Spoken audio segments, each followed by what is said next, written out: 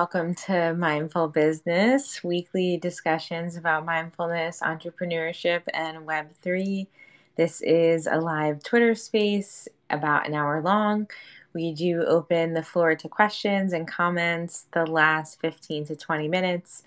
It is recorded and uploaded to YouTube, so please be mindful of that if you do come up. This is episode 17, Cultivating Gratitude. And I am joined by my lovely co-host, Abby, creator of Elevate, as usual. How are you doing today, Abby? I am running around like a chicken with my head cut off, but I am so glad to finally be coming to kind of a place in my day where I can sit down and enjoy a conversation with my good friend Sierra. I always look forward to this time of the week. How are you today, my friend? I'm doing well. I've been looking forward to this conversation all day. I had dinner and kind of almost was starting to fall asleep. So I'm excited to kind of wake up a bit and chat with you. And I'm excited to talk about gratitude. Most of us here, at least for those of us in the United States, just had the Thanksgiving holiday over the weekend. Most of us had a long weekend. I'm excited to talk more about how to be more grateful. Holidays can, for some of us, be really triggering and really difficult. Abby, I know that you mentioned to me this is a time when domestic abuse is high. So the holidays definitely are not cheerful for everyone. And for some of us, maybe it means gathering with a family member that you have like a toxic relationship dynamic with. So Abby, I'm kind of curious, how's your holiday been going, and why do you think during this time tension is high and things have potential to go left?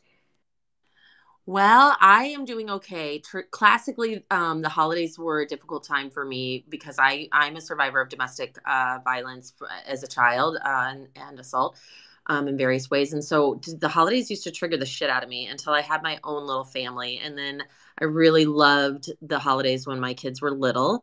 And yeah, I'm in a new transitional phase in my life. My kids are getting older. I'm getting divorced, and so the holidays looked different again for me this year. I was dreading it, but as often the case is, the anticipation was worse than the actual event. It ended up being just fine. And, some of my traditions stayed the same, and I've kind of leaned into creating some new ones. But, you know, I think that emotions run high this time of year. I think that there are almost always in almost every family, right? There's some level of dynamic or tension that happens. People tend to not always communicate well, and we get around the holidays and there are all these mixed emotions, and then people tend to maybe party more, let their guard down in different ways, and it sometimes is just the perfect storm for more tension and for things to get out of hand. And yes, I do work as a crisis line advocate at a domestic shelter, and we definitely see an uptick in domestic violence and a need for just even general homelessness. There's really a greater need this time of year for support services. It seems like so. It's really interesting. Yeah, what are your thoughts on that? Yeah, it's unfortunate, but not completely shocking.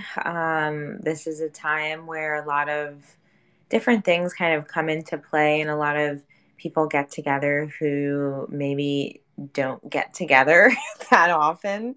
And that being said, depending on the circumstance, it can be hard for everyone to find gratitude. Um, I think I think some of us assume like, okay, it's holiday time, we have time off work, we're gonna spend time with family, eat good food, that there's this kind of universal good vibes going around. But it can be hard for some of us to find gratitude despite it being a holiday. And it is important to understand that gratitude can coexist with other emotions. As human beings, we experience this whole spectrum of emotions, and it is possible for people who are anxious or depressed to find gratitude as well, and for it to help them.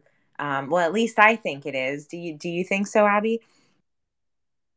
I definitely think so. I definitely think mindset is half the battle in life. It can be easy to get overwhelmed by a variety of emotions. It's easy to get overwhelmed by the chaos that tends to come with the season. We're busy, we feel pressured. There's all these things going on. But if you can take a step back and zoom out and shift that mindset to that, it sounds cheesy, but that attitude of gratitude, it really does make all the difference in the world. When I was sitting feeling sorry for myself Wednesday night leading into Thanksgiving last week, because it was my first one without my kids. And, since I've been a mom, which has been 18, 19 years. Um, if you take a step back and you shift out of that woe is me moment, and it's okay to have a little of that, but when you can start looking at, oh my gosh, though, look at the things I'm so fortunate to have experienced. And that's what I really leaned into, was counting my blessings and how lucky I've been to have had the experiences that I have had, that I can look back on with a fondness. I think that attitude of gratitude makes a world of difference, no matter what it is that we're facing. And there's always something to be grateful for, right? Absolutely. Mindset shift. I love that you mentioned that right off the bat. Attitude has so much to do with it. And I do think sometimes it can be as simple as just adjusting your perspective.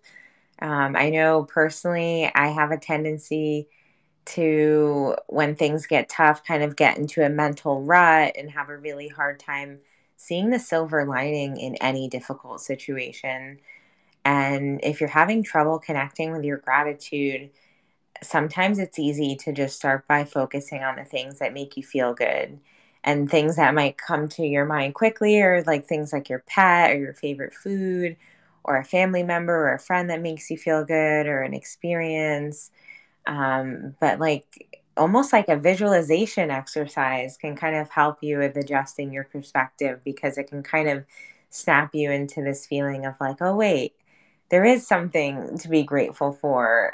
Sometimes it can feel like there's nothing to be grateful for, but that is never the case. And as Abby alluded to, there are definitely different mindset faux pas, I guess I'll call them, that have a lot to do with our perspective that can kind of block gratitude.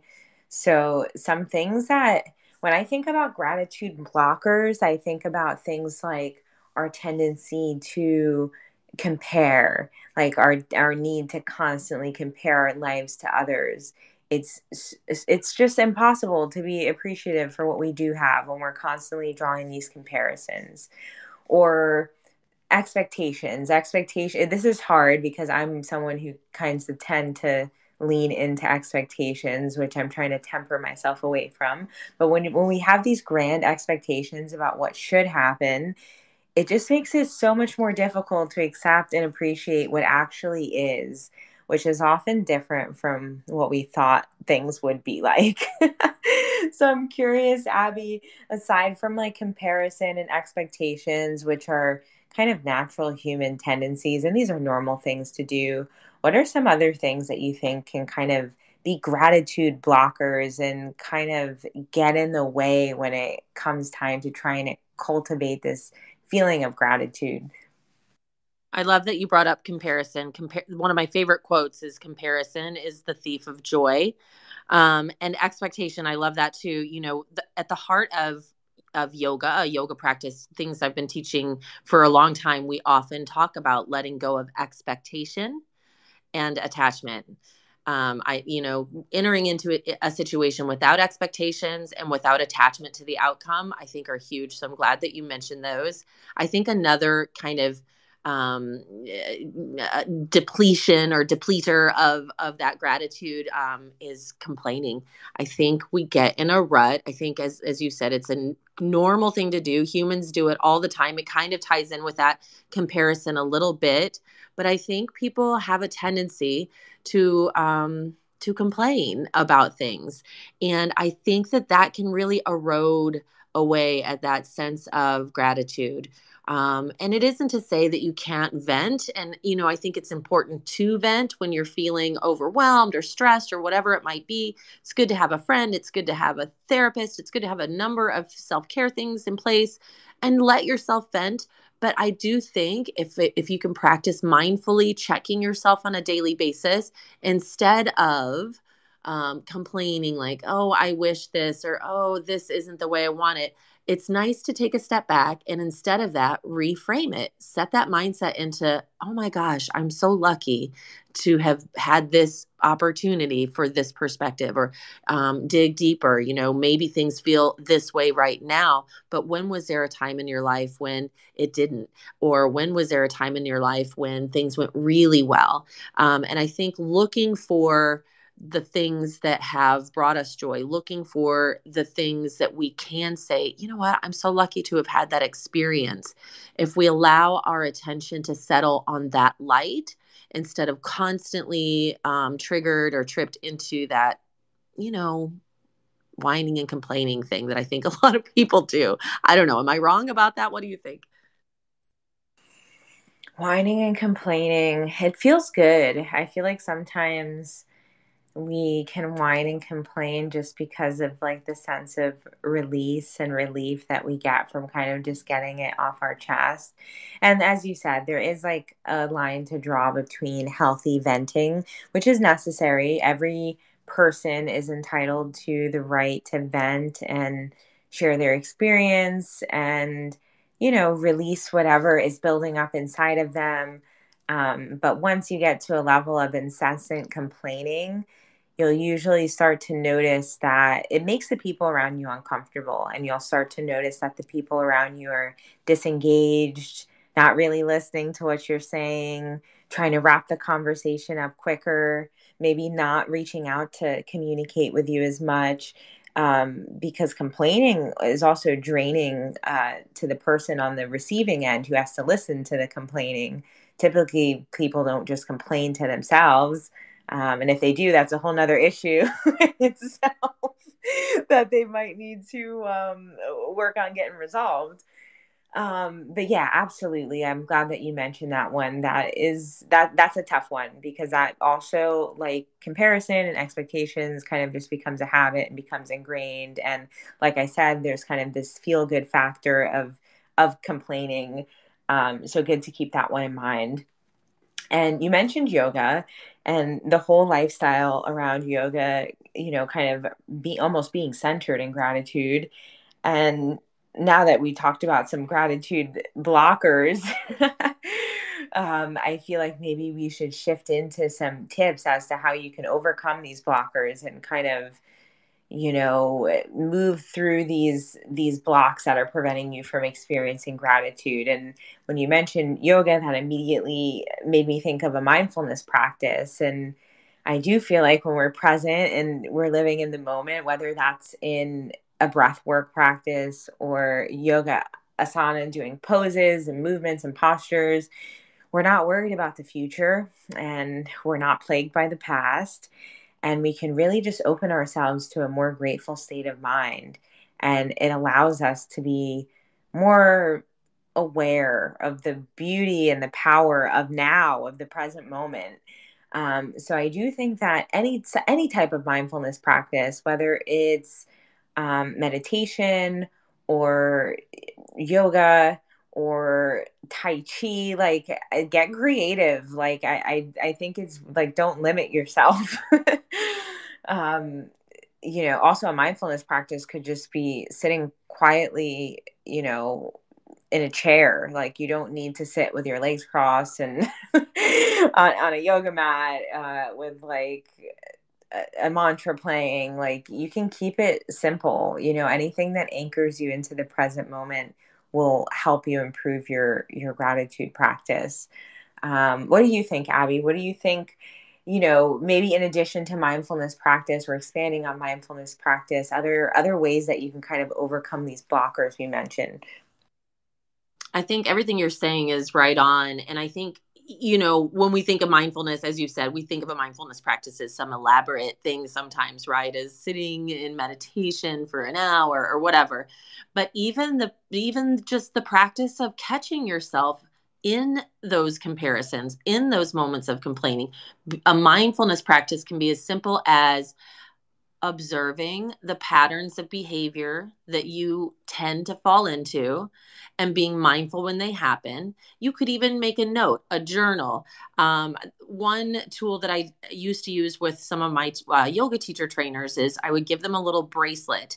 And when they would catch themselves in a habit, when we were trying to break a habit, catch themselves in a negative thought pattern, whatever it might be, they would stop and switch that bracelet to the other wrist just to connect some physical practice to that mindfulness in that moment of noticing, because then you slow down and you pay more attention.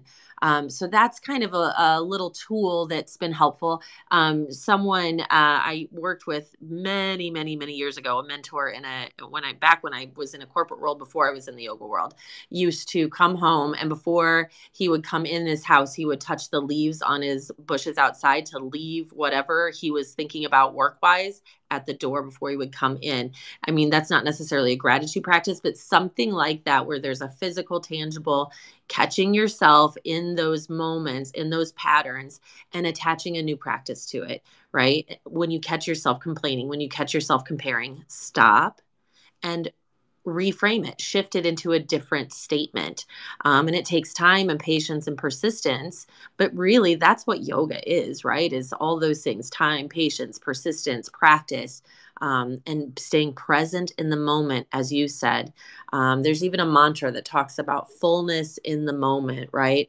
And that's what we want, to find that ability to feel content. And I think if we're not in this state of gratitude, in that state of flow where we're really appreciating the gifts that are available to us in our lives, when we're not focusing on that, then we're not having a good time, right? We're not enjoying life as much, and we're not really tapping into that flow. So I think that, yeah, I think mindfulness is huge, but making some sort of physical, attaching something to it so you can start to shift that pattern. Observing your patterns and cycles. Absolutely.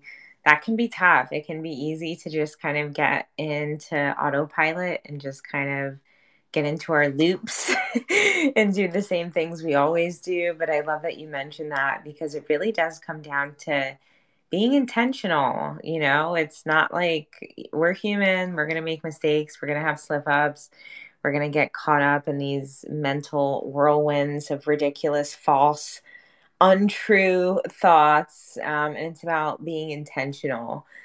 And something I realize is like sometimes you really have to look for the good. You have to look for the good.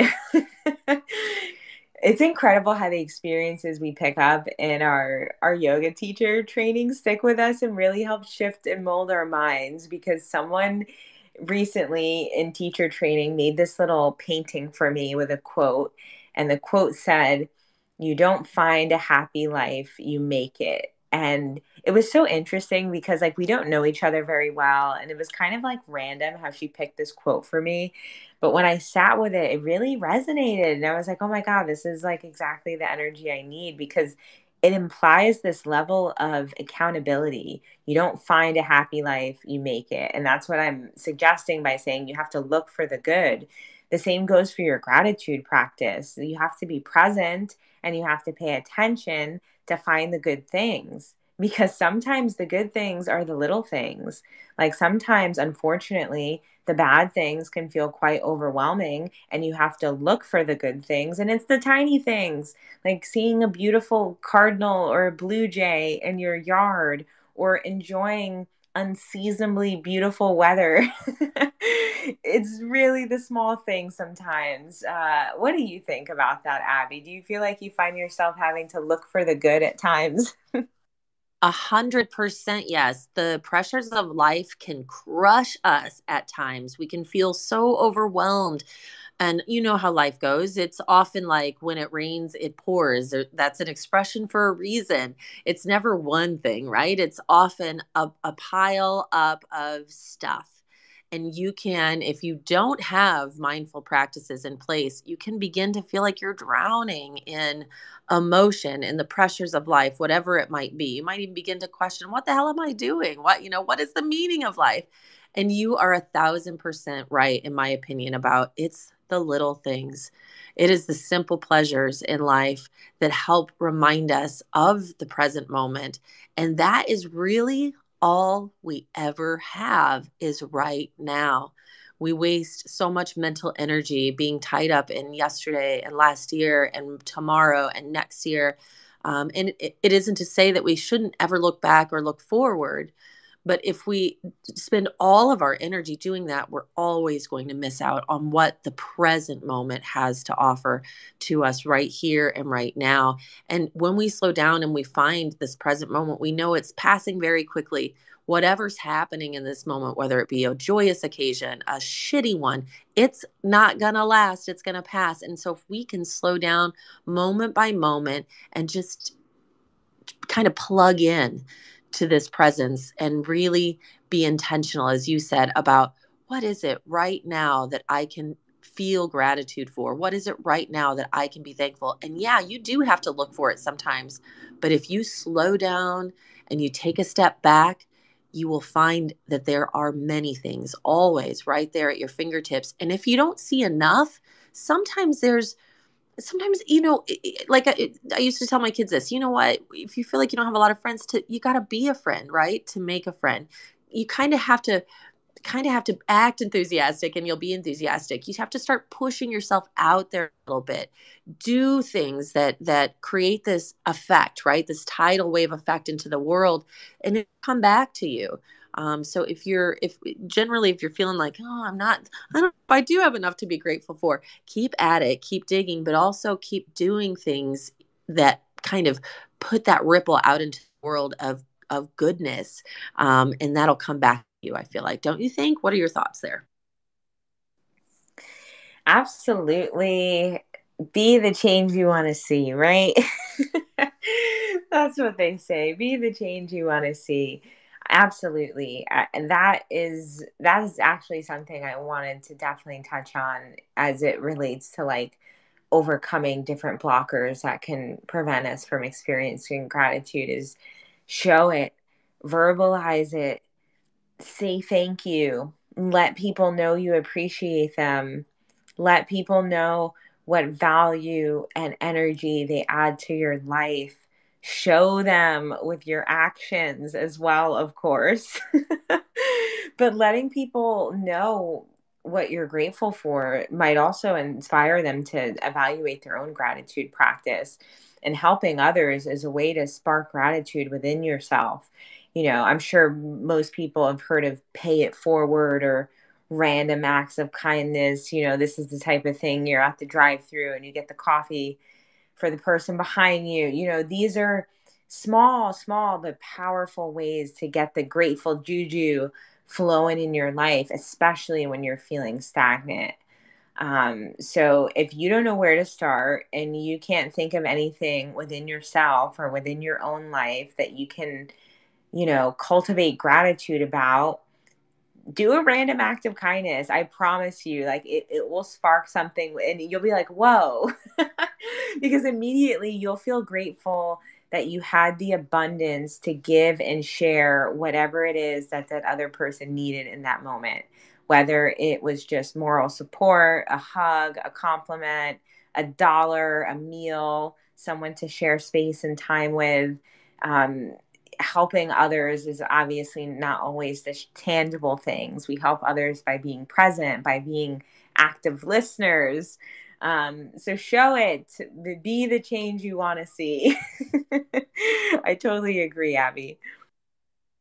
I love that. I love how you're like, just say thank you, right? If you want more gratitude gratitude in your life, show more of it. Be more grateful and thankful and see how it bubbles right back in your direction. I love the random acts of kindness. I It's something I really enjoy doing. And then when it happens to you, it just feels like the coolest thing in the whole wide world. In 1 week, I had 2 people pay for my caffeine fixes in the line ahead of me. That was a couple weeks ago. My beautiful sister, Miss Wynn, sent me an amazing breakfast on Thanksgiving morning. It's amazing. The more you do those things, there's a line in a string cheese incident song that says, "The love that you give becomes the love that you get." And I think that's the same with gratitude, with kindness. The more we bubble that out into the world, as long as we're paying attention, it comes back to us wave after wave after wave. We just have to slow down and acknowledge it. And that's what gratitude is, right? It's a practice. It's a practice of slowing down and acknowledging the good that's already right there in front of us. And yes, there are days when we're so overwhelmed, we might have to look a little harder, a little deeper. But if we keep at that practice, we don't have to look as hard every time. I think it becomes easier to see, and not just to see, but to truly feel just this kind of eternal well inside of gratefulness and gratitude just for being alive, being able to breathe in this moment. That remembrance that it can all change in a heartbeat, and does. And so we take it moment by moment and just tap into this well that's inside of us, but we have to feed it. So I'm loving this conversation so much. Oh, me too. It's definitely, you and I spoke a bit offline, obviously, in between our mindful business spaces, and holidays have been super overwhelming for me. Also, just a bit overwhelmed with like the busyness around our Black Friday and Cyber Monday. And I personally, despite the Thanksgiving long weekend, was really struggling to find gratitude. So this conversation was very well timed and is sparking all types of gratitude and joy within me. Um, the ability to find a silver lining it's a blessing. It is quite a skill. Just to know that the tough times make you stronger and more resilient, and not allow them to completely steamroll you, and ruin you and have you down for the count. That's tough. That can be tough. And I do feel like a gratitude practice it does have to do with resiliency, which we spoke about in another Twitter space. But I feel like for those of us who gratitude doesn't come naturally to, there are things that we can do on a daily basis to like embed it into our routine so that it can come more naturally to us. Um, Everyone's different, so it's going to look different for every person. All of us eat, and I know a lot of people, whether it's a religious thing or a spiritual thing, have a tendency of saying like a quick grace for their food before they eat it, just as a reminder to appreciate the opportunity to enjoy it, as a reminder to be grateful for the people who spent their energy and time helping to make sure it got to your plate, and whoever prepared it for you. So, this is a very simple gratitude practice that people will have right before eating a meal. If you like to journal, oftentimes people will make lists of things that they're grateful for as a part of their journaling process. There are tons of different prompts that you can use. But start small. Like, I want to emphasize, like, as I always do, I feel like I always emphasize this, but like I'm never going to stop, because I feel like when we have these spaces and we talk about like all these different values and like morals and lifestyle changes and like the spiritual way of being, like I feel like it puts pressure on people to like wake up tomorrow and just like be a new person. So let me emphasize, as I always emphasize, please start small. Please don't feel like you need to change your entire routine and lifestyle overnight. Please know that's not sustainable. So slowly start making the tweaks and double down on what's working best for you. Like, like we've been talking at this point for half an hour, I'd imagine at some point during this conversation, maybe something sparked interest. Don't feel like you need to take everything and change your whole life tomorrow. Start with something small. Maybe it's saying grace before eating. Maybe it's writing down a few things you're grateful for before going to bed. Maybe it's calling your mom and saying, "Hey, thanks. I appreciate you. Thanks for being patient with me. Thanks for showing me love." Simple things like that. What do you think, Abby? Do you have any gratitude routines that are kind of embedded into your daily or weekly life? For many, many years in my early, I would say my late teens to early 20s, I've been a journaler all my life, but I really got into gratitude journaling, I would say in my early 20s, late teens. I definitely got away from it the more active I became, teaching and things of that nature. But I used to do that, and I think it would be a good time to get back to that practice. I definitely have time for reflection early in the morning when I wake up, and I have time for reflection at the end of the day before I go to sleep. I try to take time to reflect on my actions and my words for the day. I try to take time to reflect on just the energy I put out into the world where I maybe could have done better. And I do take a few moments to just be really grateful for another day in this body. I think I've mentioned in Twitter spaces in past and in our friendship in past, I've definitely had a brush with death in my life, and nearly died in 2018. And honestly, that really helped change my perspective to really, truly try to continue to tap into that awareness and understanding that we truly could, tomorrow may not happen. And so instead of thinking of that in a doom and gloom point of view, it's just a reminder that every day I do have and every day that we do have is really a gift. And that Mary Oliver quote, what is it you plan to do with this one wild and precious life? I'm sure I'm screwing that up, but it's something to that effect. I kind of, at the end of every day, try to just seal the deal by just giving that attitude of gratitude out into the universe, the multiverse, whatever it might be, to that divine consciousness. And just say thanks. I'm grateful to be able to be here. I love my life. I love being alive. I love being a mom. I love being a helper. I love being a friend. And I'm really grateful to be able to do that. So that is one of my practices, is before I go to bed every night, to do that. And I try to do a similar thing in the morning, sit with a little bit of reflection, and try to kind of set the tone for my day. So yes, I love to pause and do those things. What about you? What are some of your daily go-tos? Journaling is definitely big for me. I find it much easier to kind of release and get my raw emotions and feelings out on pen and paper rather than verbally or anything else. It's always been like my safe space and most comfortable for me. So incorporating like list making and stuff like that into my journaling has been really helpful. Being mindful of my words, really letting people know that I appreciate them. Um, I have to I have to just like take a pause and like breathe, but like yeah, oftentimes I feel like we kind of take people for granted, or we, I don't want to say we're inconsiderate, but people show up for us in so many different ways and so many different aspects of our life. Um, even people like the mailman, they're literally showing up for us every day with our parcels. It's like people are going out of their way to do what needs to be done, for us to do what we need to do every day. So I feel like being appreciative and verbalizing it is really big for me. And every day I try to tell at least one person that I appreciate them, I'm grateful for them, or just like really make my thanks obvious and known. I think there are so many benefits of a gratitude practice and being a grateful person. Obviously, being more content, being more accepting of life.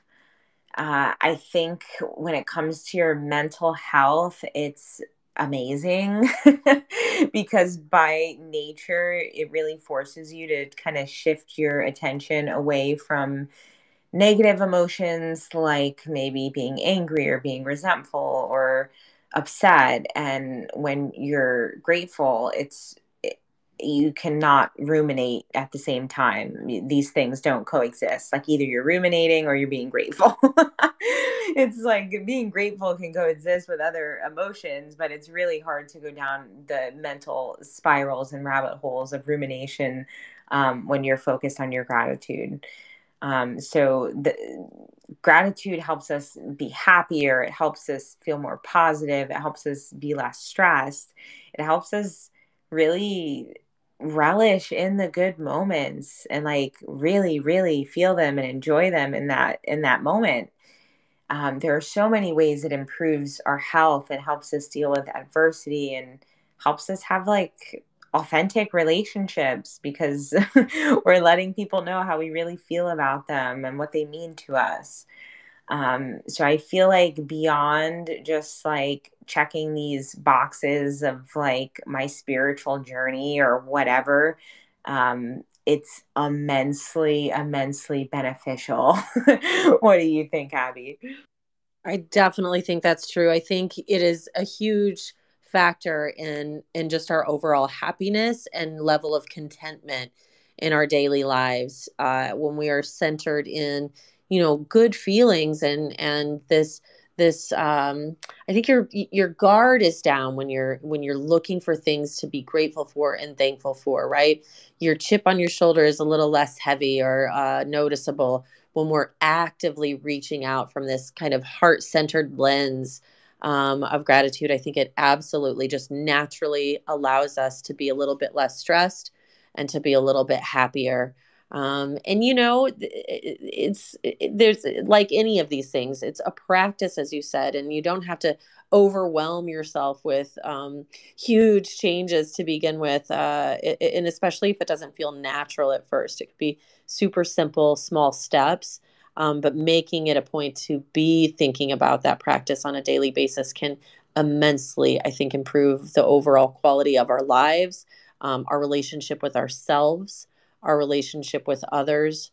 And as you kind of said at the very beginning of this conversation, Sierra, which I appreciated and didn't really take a moment to comment, it's possible to feel these things, to feel this attitude of gratitude. It's possible to practice this while still going through a hard time, right? You can still be having a hard time, feeling difficult emotions, and still work towards this practice. And in fact, it might be helpful to kind of kick up that practice a little bit if you're in the middle of a hard time, a rough spot, starting to move towards sprinkling in kind of attainable levels, right, of a gratitude practice can start to shift us out of maybe some of those darker spots and spaces. So I wanted to comment on that as well.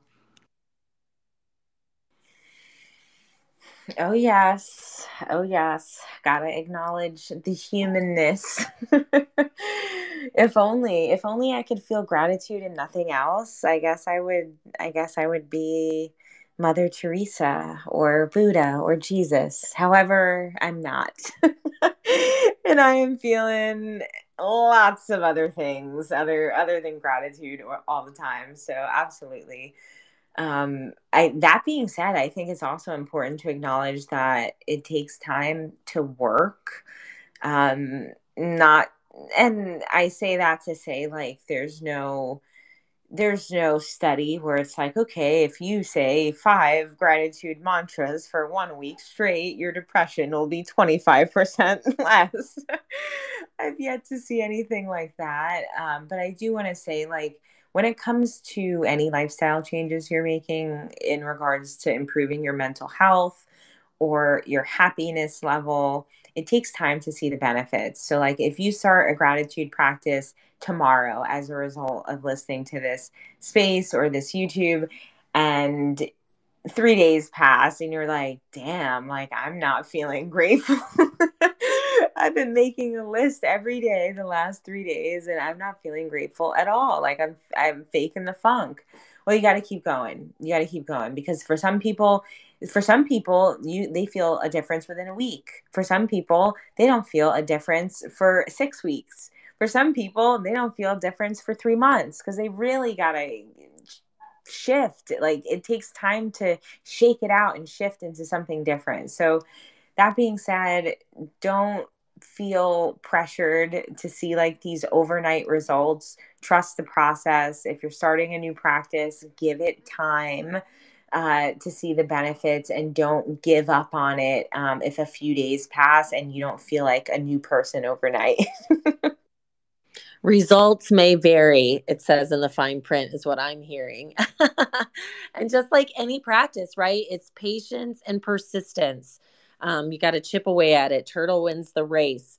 And yes, slow and steady. Take your time, and know that yes, as you said, those results are going to vary, but they will come. I think it really does. I think this gets overlooked so often. So many of us are like, ah, I want this big change, but we don't always think about that it really just does take continuous steps in that direction, continuous small steps, and then that progress really does add up over time. So yeah, don't give up. Keep going. Keep going. Don't give up.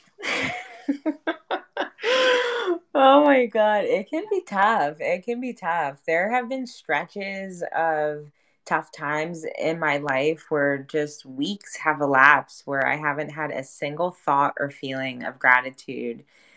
And saying that out loud right now, there's almost a feeling of guilt or shame, because there's this feeling of like, oh, well, that's not right. But it's real. Like, it's life. It's reality. It's like it's not always easy to find. In fact, as Abby was mentioning earlier about complaining, oftentimes it's much easier to find something to complain about than it is to find something to be grateful for. In fact, it just comes naturally to rattle off a list of things that are not working for us, we might struggle when it comes time to to list the things that are working.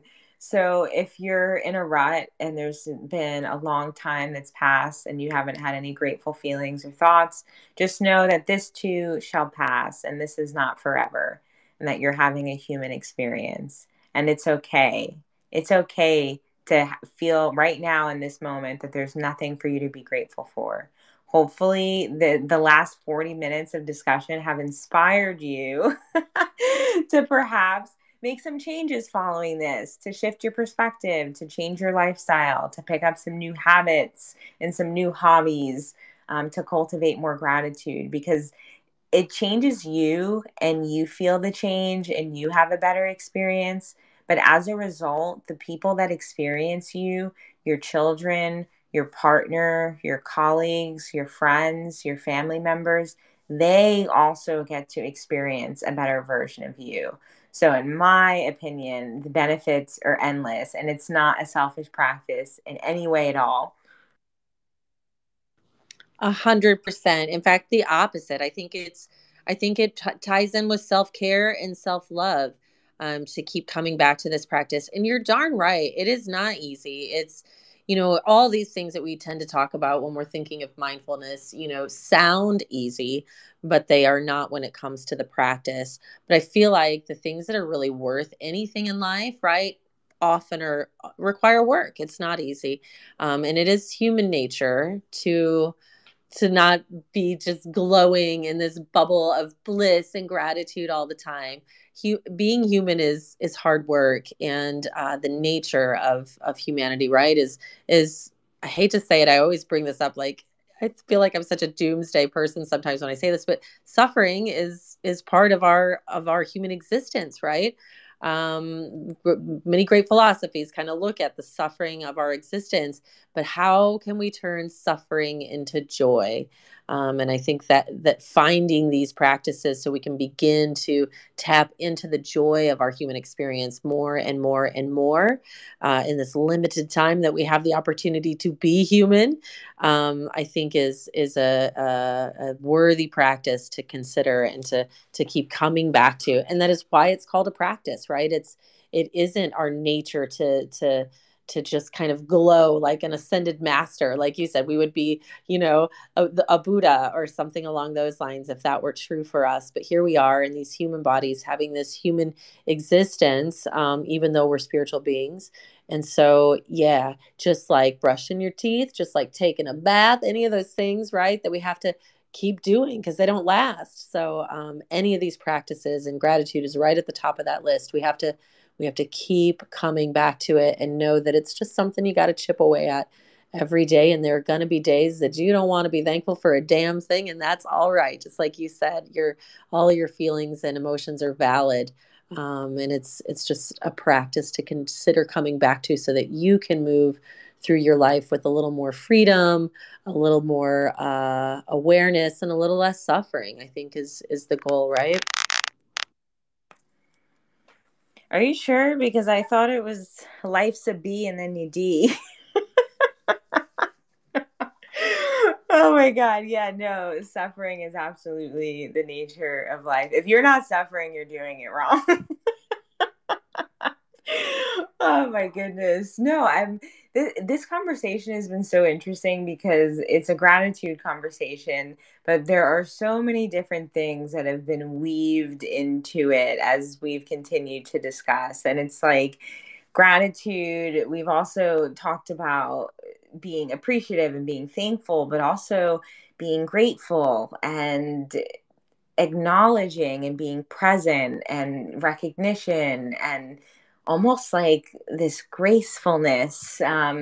So it's interesting. It's certainly a lifestyle. And when we think about gratitude, oftentimes, at least for me, when I think about one thing, then my mind goes to the other thing, the opposite. And as we were saying, it's easy to complain. It's easy to be ungrateful. It's easy to not give thanks. So if you make effort in your life to be a grateful person, you and the world and everyone around you benefit from it. And absolutely, as you said, it's a practice. And we have to work at it every single day. Because honestly, I don't know. I don't know many people in this world that we live in with technology and being in a first world country here in America, at least my experience, we have it really easy. We can order food and have it delivered to us within 20 minutes and not have to get off our butt. We want everything immediately. We can use Google to find an answer to a ridiculous, absurd question and get a really specific, accurate answer immediately. We can FaceTime someone across the world and have a real time conversation and connect with them despite the fact that they're nowhere near us. And we've almost like developed this sense of entitlement to convenience and to like having things our way when we want as quickly as possible with as little friction or resistance. And that's tough because it kind of creates this sense of expectation, as I mentioned at the beginning of this Twitter space, which I guess is one of the horsemen that prevents gratitude from manifesting in your life. But that being said, sometimes you really have to take a step back and realize, like, whoa, I have it good. I have a lot to be grateful for. I have a lot of ease in my life. I have a lot of comfort in my life. Something I often give thanks for is ease and comfort. There are people who wake up and every day is a struggle, like a ridiculous struggle. And like in my life, like a struggle for me is I wake up and it's like, damn, I'm out of coffee and like I have to go to the Starbucks drive through instead of making it home today. Like that's my morning struggle. Like there are people whose morning struggle is like a life or death scenario. So it's like we have to remind ourselves of this because we can get caught up in the ease and the convenience of our everyday lives, right, Abby? I think you are so right on with that. And I'm glad that you brought it up because you're exactly right. That does lead to entitlement. That does lead to that expectation. I love that you called it a horseman. It's so true. And yeah, you know what? First world problems indeed. The things that we let ourselves get so uptight and upset about, and the things that can totally derail us are like you said, like, oh, right? I'm out of my special coffee bean that I like to grind in my, my espresso maker. Oh dear, whatever will I do? And it can spiral right into all this level of, as you said, grumpy entitlement.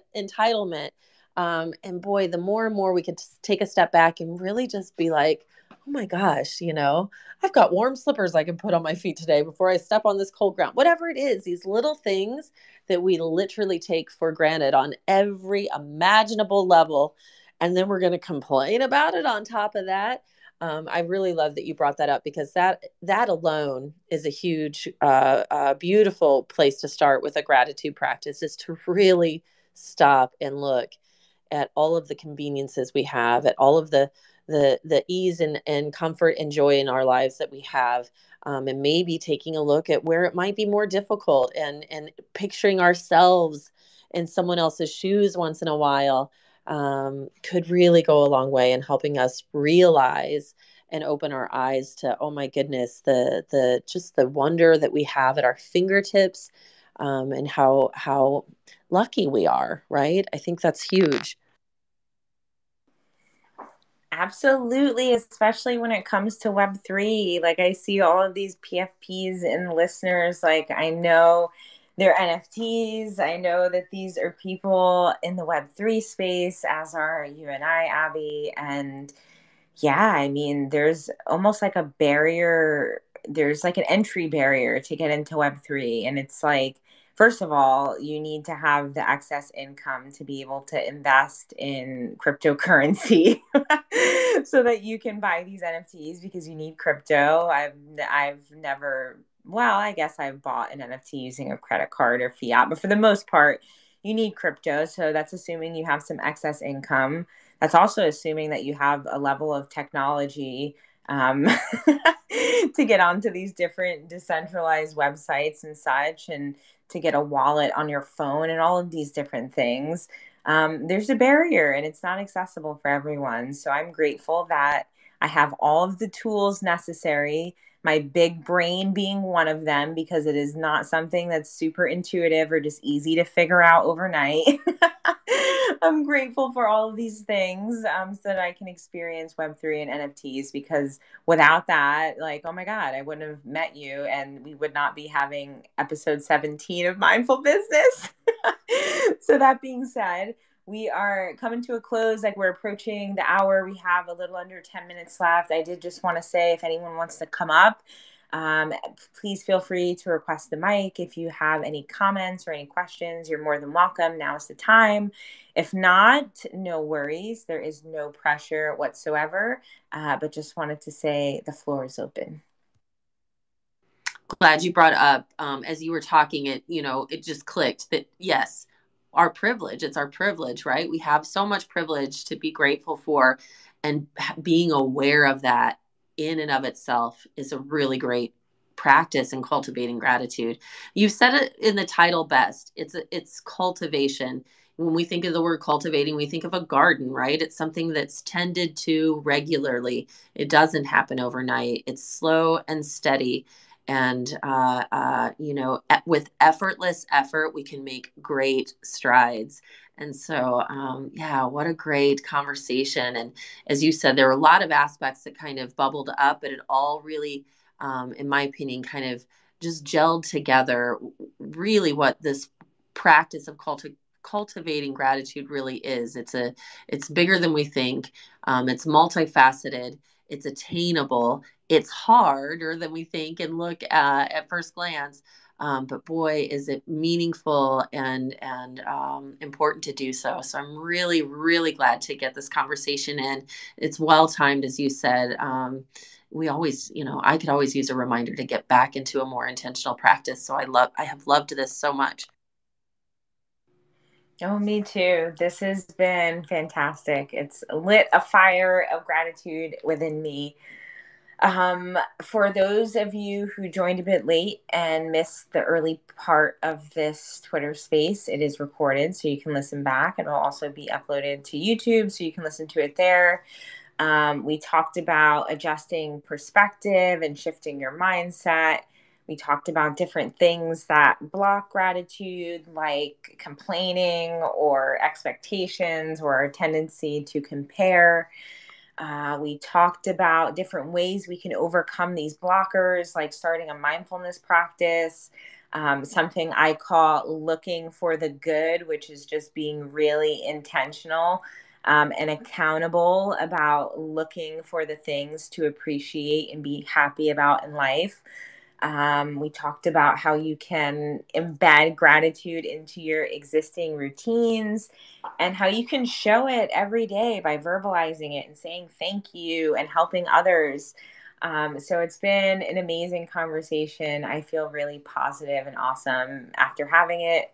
I don't have anything else to share other than the fact that our next mindful business is our first artist spotlight, which I'm really excited about. It's the first time we're going to have an artist on our space for like an interview, and our second guest ever on mindful business. So I'm super excited about it. We'll be sharing more details about that soon.